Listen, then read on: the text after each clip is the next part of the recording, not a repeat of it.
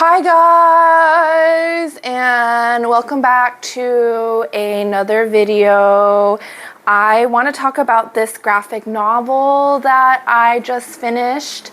I was hanging out with my friends over the weekend and we happened to go by a small NLB library in the Punggol Digital District called the Comic Book and Games Library. It's really small. It's in that like shopping mall area, but the selection is pretty amazing. So I checked out this graphic novel as well as Dune Messiah.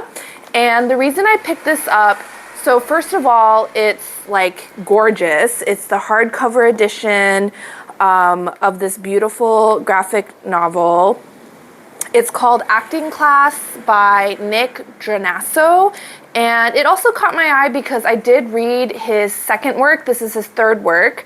The second work is called Sabrina, and it actually was longlisted for the Booker Prize, and if I'm not mistaken, it's the first time a graphic novel has ever been nominated for that prize. We read it in my book club maybe 5 years ago, and that graphic novel is his signature style, very eerie, and you can see from these pages that his artwork it's not monotone, like there are very colorful components to it, but the style of especially portraying the human characters is really simplistic, almost like sketch, like model, like line sketches of models, and you have a hard time telling the characters apart, but I think it's part of his style. I'm not sure it's for everyone, but it definitely does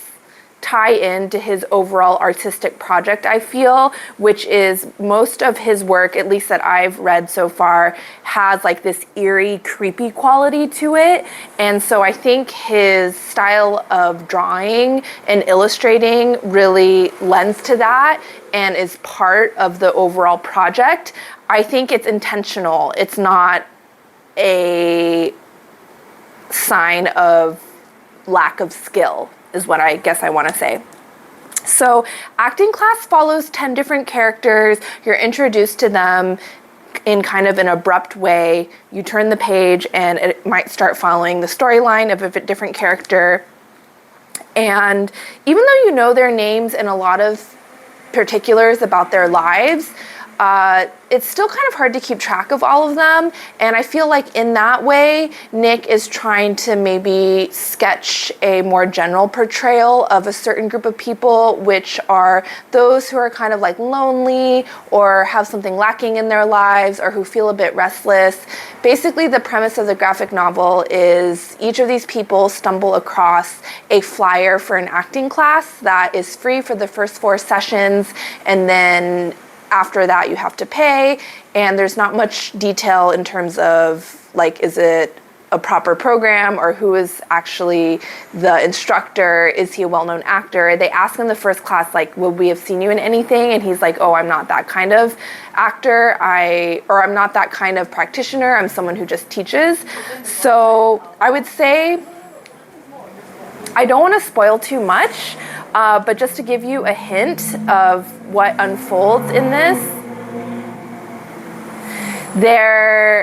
the basic theme is kind of the dissolution of the line between reality and the imaginary world that's in your mind. Basically, as they do these acting classes, a lot of the characters start to lose their sense of reality and become very disoriented.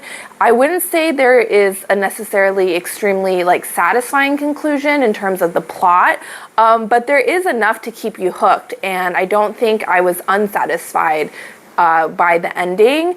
I think of it as more of like a reflection on, especially for people on the fringes of society or who are caretakers or lonely in some way, or maybe working at like a minimum wage job, maybe a little bit dissatisfied with their lives. There's truly a really powerful like the power of imagination and this powerful source of like the things that you tell yourself, almost like affirmations or the reality that you construct for yourself, can be a really powerful but also dangerous escape. So that's kind of the takeaway I got from reading this. And I think it's similar to the other work I read, Sabrina, although Sabrina had a bit more of a message, I feel, in terms of alienation in today's society, but you still get that same theme in this.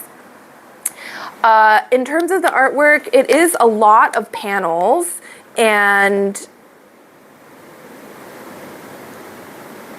there's only a few like half-page or full-page spreads. I think the composition in terms of the half-page spreads is done well. When it comes to like a lot of these smaller frames, I feel like it does get monotonous, but I also feel like that's adding to the overall eerie sense and quality, and also kind of like you're starting to lose a grip on what's happening, so that's reflected in kind of the repeating grids of all of these panels. Sometimes as they slip in and out of different situations or different realities, like the background will change. So I loved, as a reader, trying to hone in on that and be really attentive. And I feel like it itched a different part of my brain because it was visual, and that I really enjoyed. So if you're someone that reads a lot of graphic novels, okay, 3 sports cars just drove by my street, so I'm realizing that maybe this is a bougier area than I thought, but literally a Maserati just drove by, and before that a Lamborghini. So anyway, that's the extra noise you're hearing. If you're someone that reads graphic novels, I'd love to know what you think about him. He's kind of the person that I feel like broke into the literary space, and a lot of people who are into literary fiction, if they know one graphic novelist from the past 10 years, it'll be this guy. So I'm really keen to hear anybody else's thoughts. I do recommend checking it out. It is such a gripping read, and it's really just nice to have that visual break and be trying to parse things and absorb a message in an artistic intent from a visual medium rather than just reading all the time. I do think that this is something you can revisit. I have to return it back to the library, but I can imagine if you owned it, you know, just picking it up and flipping through different parts of the storyline and revisiting it, because I think there's a lot to mull over in this. Acting Class by Drnaso.